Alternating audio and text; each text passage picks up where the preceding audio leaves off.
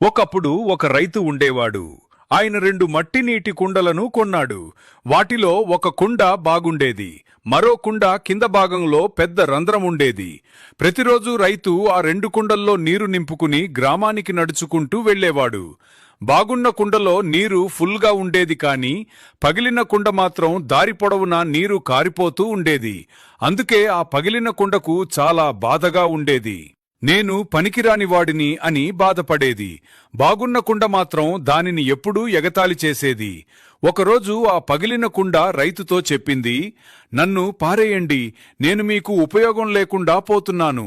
అప్పుడు రైతు చిరునవ్వుతో అన్నాడు, నువ్వు దారి పక్కన చూడు, అక్కడ రంగురంగుల పూలు ఎలా వికసించి ఉన్నాయో చూడు.